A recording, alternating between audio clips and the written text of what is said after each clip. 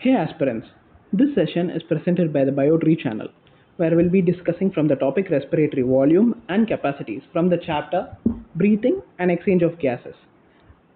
From the recent year paper, that is from 2019 onwards, if you are looking at the question paper, the questions asked from the breathing and exchange of gases are mostly from the topic respiratory volume and capacities. So we'll be looking at a method to solve all the questions from this topic in a very easy manner. Okay, I wouldn't call this method a trick because this method involves the very understanding of what each term means. So we must know what each term means, and you can easily solve every question using this method from this topic. Okay, so we'll be if you are looking at this diagram, there are 5 lines and each box like structures representing a specific respiratory volume. Okay, first we have the tidal volume, and above tidal volume we have the inspiratory reserve volume, and below the tidal volume we have the expiratory reserve volume and the residual volume. Okay, we'll be looking at the first definition of tidal volume, and this definition is directly from the NCERT book and nothing out of NCERT. We will be following only the NCERT lines. Okay, looking at the definition, what does it say? The tidal volume is a volume of air inspired or expired during normal respiration. Okay, a simple representation. We are taking a breath in. See, we are taking a breath in. This is a normal taking in of our breath, and this is expelling out our breath. So this is your inspiration, this is your expiration during our normal respiration. When we breathe normally, this is the amount of volume of air that we tend to take in. That is going to be a tidal volume. Okay, without any extra effort, we are not going to. Normally, when you are breathing, this is the amount of this is the volume of air that we tend to take in. Okay, moving on to the next definition, that is an inspiratory reserve volume. It is the additional volume of air a person can inspire by a forcible inspiration. See here, you have taken in your normal breath. That is the first one, this thing, right? Now we want to take in excess volume of air by forcible inspiration, and this is going to be the volume of air that you are going to take in by forcible inspiration. This is called as the inspiratory reserve volume, which accounts for about 2500 to 3000 ml. You need to be very sure of the volume in ml for each of these volume, because there was a previous year question directly from these quantities. You can easily get your 4 marks within a minute, right? So you need to just remember them. And looking at the next definition, expiratory reserve volume, what does it say? It is the additional volume of air a person can expire through forcible expiration. Just like the inspiratory reserve volume, after you have given out your normal breath, you have expired your normal breath, that is this one. The amount of volume, the volume of air that you can forcibly expire out, that is this thing. See, this one is the volume of air that you can forcibly expire out. This is going to be your expiratory reserve volume, which accounts for 1000 to 1100 ml. And finally, we have the residual volume. This residual volume is nothing but the volume of air which is left in the lungs even after your forcible expiration. See, you have this much of a quantity of air left in your lungs even after you expire out forcibly, right? So this will account for 1100 to 1200 ml. You need to be very sure between the volumes of expiratory reserve volume and residual volume. Expiratory reserve volume is only 1000 to 1100 ml. Okay, and residual volume is 1100 to 1200 ml. Many students tend to make mistake in these two places. You need to be very sure of it. Okay, let us move on to the capacities. If you are looking at this diagram, it will make the questions look very easy. You just need to know what the terms are, right?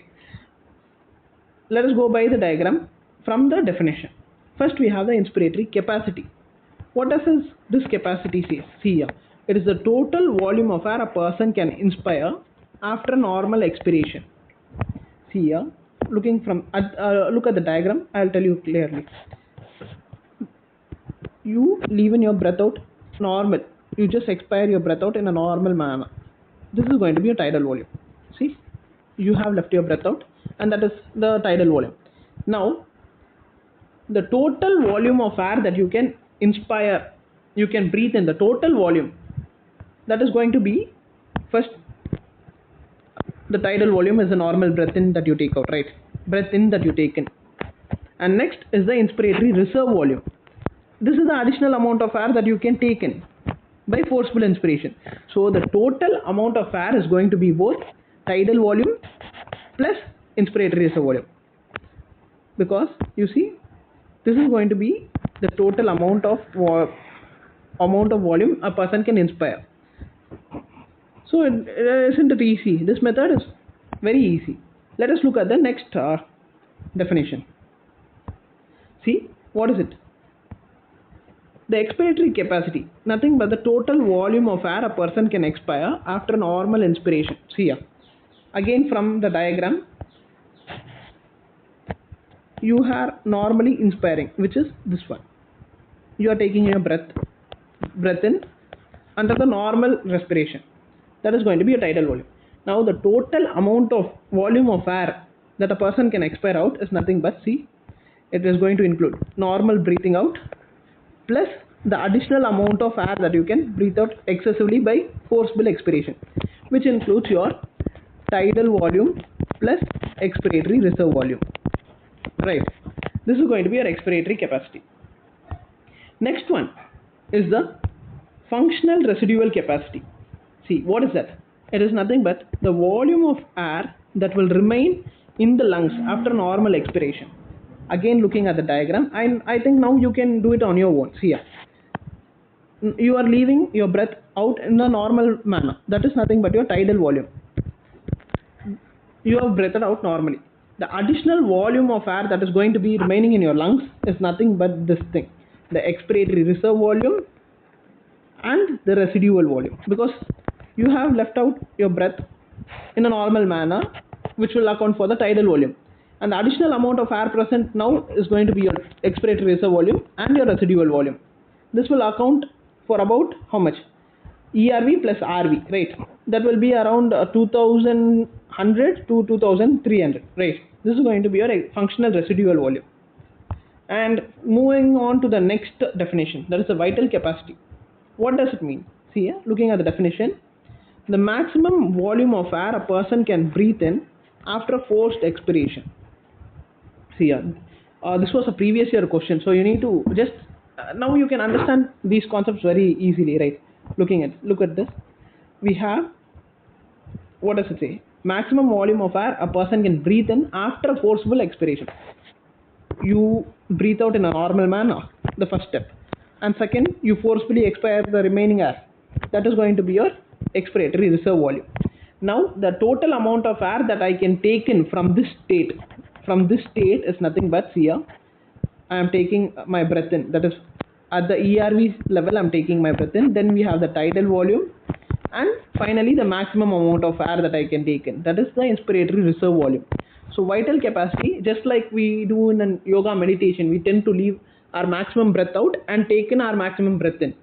That is going to be your IRV plus tidal volume plus expiratory reserve volume. So you can remember it like a yoga method. For vital capacity means you tend to leave in all your breath out and inspire the maximum amount of air. This is going to be a vital capacity. And finally we have the total lung capacity, which is nothing but the total volume of air accommodated in the lungs at the end of forced inspiration. So we tend to take in the forced inspiration means we are here at this level, the inspiratory reserve volume. From here the total amount of air that is present in the lungs is nothing but the inspiratory reserve volume plus tidal volume plus expiratory reserve volume, and finally we have even the residual volume. And there was a previous year question saying the volume which cannot be measured using a spirometer is nothing but the residual volume. The inspiratory reserve volume, tidal volume and expiratory reserve volume can be measured using a spirometer, but the residual volume can never be measured using a spirometer. Okay, let us move on to the NEET previous year questions. The first question here I think is from 2018. Okay, it is just the merry understanding of the concept with the remembered volumes, right? So yeah, tidal volume is nothing but you have this tidal volume is 500 to 550 ml. So the first one is going to be here. Inspiratory reserve volume is 2500 to 3000 ml. You just need to remember the volumes. Expiratory reserve volume and residual volume. We tend to make mistake here. Expiratory reserve volume is 1000 to 1100 ml. I have told you before. And finally we have the residual volume, which is 1100 to 1200 ml. Okay. So the first question is done. The second question was I told you previously. Okay, vital capacity of lung is nothing, the yoga thing, right? What is it? You tend to leave in your maximum amount of air, you breathe out, and the total volume of air that you can take in now is nothing but the expiratory reserve volume plus tidal volume plus inspiratory reserve volume. It is going to be IRV plus TV plus ERV. The first option is the right one. This is your yoga, the yoga method that I told you, right? Let's move on to the next question. Now here, this might look complicated, but it is very easy. From the topic you can take. See, let us go one by one. The inspiratory capacity. What is that inspiratory capacity? It is the total amount of air a person can inspire, which is nothing but the inspiratory capacity. Tidal volume plus inspiratory reserve volume is nothing but the inspiratory capacity. So the first one is right. The second one, functional residual volume. The functional residual volume is nothing but the amount of air that is left in your lungs after you normally expire. So after normal expiration, we are at this level. So the amount of air left in our lungs is going to be ERV plus RV. Yeah, the second one is 2 correct. And finally we have the vital capacity. In vital capacity, what is it? We are looking at the previous question. We know it is nothing but the inspiratory reserve volume plus tidal volume plus expiratory reserve volume, right? So the third one is wrong. And fourth one, we have the expiratory reserve volume, which is nothing but the total amount of air a person can expire out. That is the tidal volume plus expiratory reserve volume. So the second one, this one being the functional residual volume, yellow one being the functional residual volume, the violet color being the vital capacity, and the green one being the expiratory capacity. Okay, so the incorrect one among the following is the third option. Hope you understood it in a good manner. And the final question, people tend to ask like this to confuse you, but it is very easy looking at the question. See here, tidal volume and expiratory reserve volume of an athlete is 500 ml and 1000 ml respectively. What will be its expiratory capacity if the residual volume is 1200 ml? Expiratory capacity is the total amount of air a person can breathe out.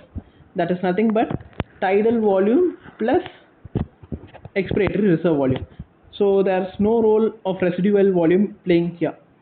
So we just simply can add it, which will amount to 500 plus 1500 ml. So the correct answer is the second option. Hope you understood this method well. Subscribe for more tricks. Okay, good.